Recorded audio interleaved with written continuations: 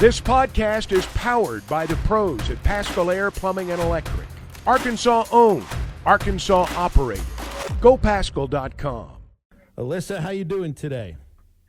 I'm doing well today, Phil. How are you? Doing okay. Starting to see some of these spots on the U.S. Olympic team come in now for track and field. You got 4 Razorbacks that made the U.S. team yesterday. There are more that have a chance to make it later on in the week, and I would assume for you, the more the better.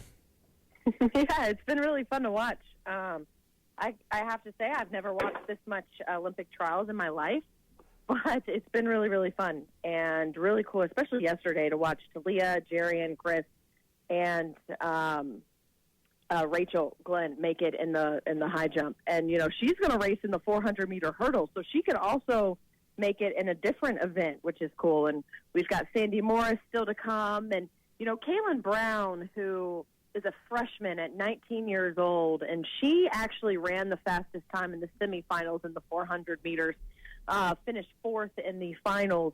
There's an opportunity for her to make that relay team, and they'll pick that when things are done for that 4x400 relay team. So that's another one that we're likely going to see in Paris as well. And it's just really cool to see all that success happen.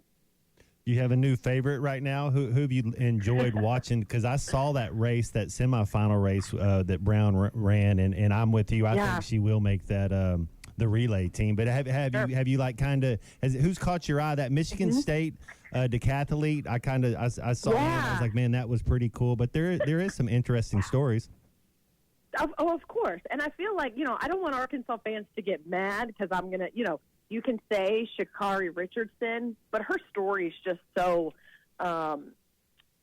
good, and she's just a fun athlete to watch, and I've enjoyed watching her. The girl who won the heptathlon yesterday, Anna Hall, I think she's going to be a fun person to follow, and again, I get it, she's a Florida Gator, but I feel like those affiliations kind of go out the window and things like this in terms of, you know, I can't root for them because they went to such and such school. So I had an FSU guy that won the long jump. I can't remember his name off the top of my head, but I thought that was really cool. So that's kind of it. And then obviously, you know, you have Alexis Holmes, who is part of that 400 team that made it, finished in the top 3. And she trains here in Arkansas. And so she went to Kentucky, but she trains here with Coach Johnson. So she's another one I'm keeping an eye on. Let's get some thoughts from you on Tennessee's national championship. They did it with home runs, hardly any clutch hitting. I added it up. They were 4 for 30 runners in scoring position against Texas A&M. They didn't walk a lot of guys. The 2 games they won, they combined for 1 error.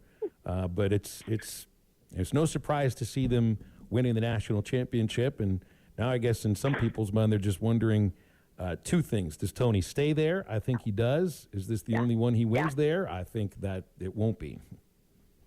Yeah, I think so too. I think you're both right. I think he stays. You know, I don't think you're going to leave Tennessee after what you've built. You just won a national championship, and you're staying at Tennessee, and you've built that to what it is, and you're going to keep going for as you know, long as you can, which makes that Texas opening very interesting. And I don't think he's going to, you know, this is going to be his last. I think also people are looking at when does Arkansas win theirs. And that's always the conversation people have when the College World Series is over, depending on who won. In the last 5 years, it's been an SEC team, and it's like, when is Arkansas going to get over that hump and win one? You know, and it's coming. We don't know the answer to that. But, you know, I really enjoyed Tony when he was here. He was such a nice guy. He was always kind to us. He recruited well, and he did a lot for the University of Arkansas and helping set them up for where they are right now. And I know that sometimes people forget that, and they just see the Tony Vitello they see right now, but I think he gets kind of a little bit of a bad rap in that way, and I was truly, truly excited for him. You know, him and Matt Zimmerman are real close. They work together at Missouri, so I was texting Z, like, you tell Tony. I told him after they beat FSU, I said, you tell Tony to just go win the whole thing now. Which he did, and look, I think guys love playing for him. I think the players that he recruited to Arkansas, I think they absolutely adored him. I think the same with the Tennessee players too. And I felt the same way about him when he was a coach at Arkansas. He was just fun to talk to. I loved being around the cage when he was there. My lasting memory of him, Alyssa, is from a series in the worst year that Arkansas had in however long, 2016. And he was throwing batting practice in the Kentucky. This was before they built their new ballpark, and they had just a little indoor cage and a ball. I don't remember who the hitter was. Hit it through the L screen right at Tony, and it shattered his nose, broke his nose. Yeah, he went and got the thing. He went and got the thing set, and then coached third base. It's like, it was to me. That's the lasting impression. As I see Tony, it's like, what the heck happened to Tony? Oh my gosh! And he's still going to coach today. Yeah. I remember that too, man. That was crazy, and it was really cool that moment yesterday, hugging his dad after the game. And I have met his parents one time when they were here, when he was here, and they're just nice people, good people. But you're absolutely right. I mean, I know that him and Andrew Benintendi are still very close, and I don't know how many Arkansas fans know this, but I knew it and I forgot. But Luke Bonfield is a grad assistant with him. He's on the staff in some form or fashion for Tony Vitello. Probably not a grad assistant Alyssa, because he's out of school. That's the guy that I feel the best for about this. I went back and looked at Luke made the last out of the 2018 finals against Oregon State. That was the last at-bat he had as a Razorback and in college baseball. So I feel great for Luke because I love the kid. Yeah. And you for people I don't know how many people are going, "Oh my gosh, I didn't know that." But you got Luke Bonfield on that, and I guarantee you Luke wants nothing more for Arkansas to win one too. And Tony basically said that yesterday. And again, it'll come. It's going to come, but you have to be happy in the moment for what he was able to accomplish as a head coach at Tennessee and what he was able to help Arkansas do to set them up for the success that they're seeing right now. Their textures. You can have both, I promise. Look, you can. I believe it too, and I think I think it's coming too because I see the level of play in the regular season on a consistent basis on a year-by-year basis. It might not necessarily, winning games the same way year by year, but they've built really good teams. The difference is, Tennessee, they just started playing great baseball once you got into about early April, and they got hot and they never cooled off. LSU, they got hot when they needed to in the tournament last year. The thing about Arkansas, which is just, and I don't know how you figure this out. It's like you want to be playing your best going into June, and 2 years in a row, it hasn't happened. If these teams would have been, if they say the tournament was in March, maybe they would have been playing a little bit better. That's the thing. Nobody knows how to just all right, how do you get your team to play best going into the tournament? That's the trick. People say, oh, they need this at the plate. They need that on the pitcher's mound and everything. What I just see is a program that somehow's got to figure out a way for the guys to be playing their best in June. You do that, they'll go far. Yeah. Yep, and that's the formula, but that's baseball, right? At the end of the day, Phil, we've been around the game for so long that that's how softball too. That's baseball. That's what happens.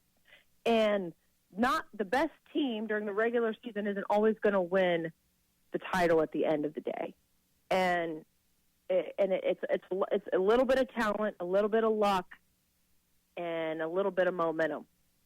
You just got to figure out the right formula. Hey, Alyssa, watching this the swim trials, have you noticed anything on the ladies on that? How some of them have those the fingernails that are almost kind of like scoops on them, and then some of them don't. But I just thought that was kind of interesting. Check it out next time you watch them swimming. Some of those girls, you can tell have to check that out. If they're matted on. I don't really know what happens with when y'all go get the mani-pedis and stuff, but they matted it on where it's pretty tough, where it's strong, and so it's like an extra little. There's like an extra little scoop. Yeah, it's like a fin. Mm-hmm. That's crazy. I'm paying attention now. Not that I wasn't paying attention. I just didn't see that.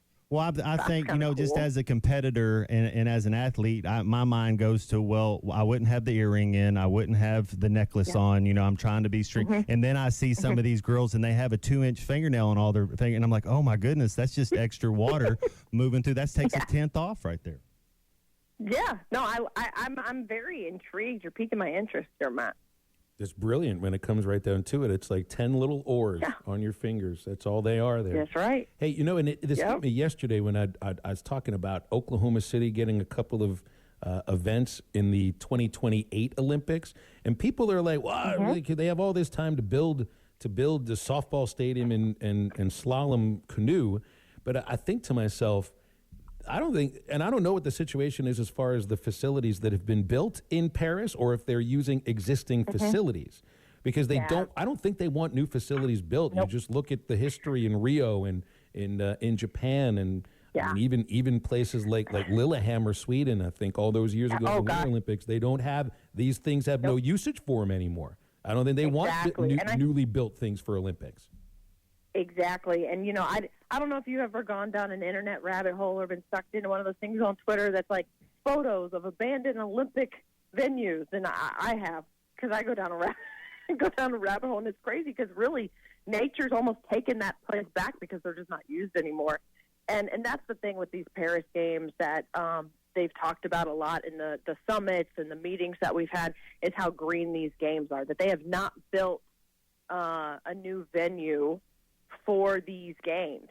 And they're trying to be as green as possible because of that reason. They don't want to spend frivolous money building things that aren't going to be utilized, or if they have built something, they already have it planned out for what it will be when the games are gone.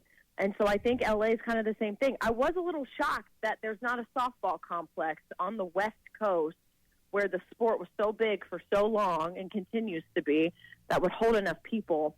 I think the biggest thing with Oklahoma City that kind of sucks is those athletes aren't getting that, Olympic Village feel, right? Like the games are so far away from where they're going to be that I don't know how much of an Olympic true feel you're going to get with all, you're not going down the street to go watch basketball while you have a day off, or, I'm going to get in early, so I'm going to go watch all these extra sports, which I know a lot of athletes are going to do while they're, killing time in Paris.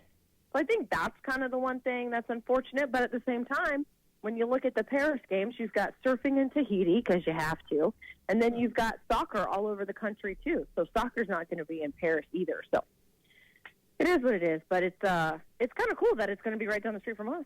They are going green, Phil. They said it's the greenest ever games. Some geothermal cooling system instead of air conditioners. They cleaned up the Seine River, too, or trying to. America, USA, they're bringing their own AC units with them over there.